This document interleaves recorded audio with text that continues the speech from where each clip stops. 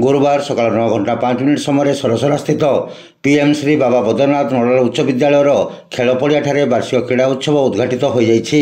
3 दिन धरी अनुष्ठित होगा क्रीड़ा उत्सव में मुख्य अतिथि भाव में जिला शिक्षा अधिकारी टेमलाल दुबे जोगदे क्रीड़ा मशाल प्रज्वलन और क्रीड़ा ध्वजा उत्तोलन करते और छात्र छात्री मान अभिवादन ग्रहण करते। खेल पड़िया उद्घाटनी सभा अनुष्ठित होता। ग्रामर आराध्य श्री बाबा बद्रीनाथ को धूपदीप और पुष्प अर्पण पर अतिथि मानक पुष्पगुच्छ उपढोकन दे सम्मानित करा।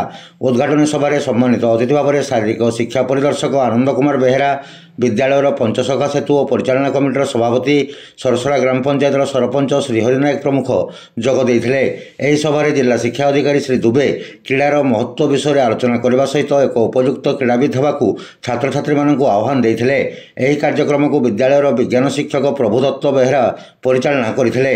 प्रधान शिक्षयित्री पद्मजापति सभापतित्व करते और क्रीड़ा शिक्षक प्रवीण कुमार बेहेरा धन्यवाद अर्पण करते। आज पीएम श्री बाबा बद्रीनाथ सरकारी नोडाल उच्च विद्यालय सरसरा ठारे वार्षिक क्रीड़ा उत्सव आयोजन होती। पीएम श्री स्कीम रो गोटे मैंडेट क्रीड़ा क्षेत्र में स्कूल रो पिला मानकु आमे केमिति आगे नेबा एवं क्रीड़ा क्षेत्र में बौद्ध जिलार ना केमिति आम ए स्कूल रो पिला माने राज्य स्तर रे जातीय स्तर रे ना रखिबे तापाई पीएमसी स्कीम अंडर रे जातीय क्रीड़ा उत्सव पालन करा जाउछि। एवं आज पिला माने बहुत उत्साहित अछंती। सकाळू जेहेतु हीट वेव रहउछि सकाळू एटा आयोजन हेछि ठंडा समय रे तो पिला मानकर मु जिला शिक्षा अधिकारी हिसाब रे पिला मानकर क्रीड़ा क्षेत्र रे आगु को बढ़िया पई शुभकामना जणाउछि। एवं समस्त शिक्षक शिक्षयित्री कर्मचारी समस्ते एथिरे संपूर्ण मात्रा रे साहाय्य सहयोग करछन्ती। प्लस हमरो एलुमिनाई कमिटी रो मेंबर्स माने समस्ते बहुत इन्वॉल्व होइकरी एठी काम करछन्ती। देखिकरी बहुत खुशी लागला।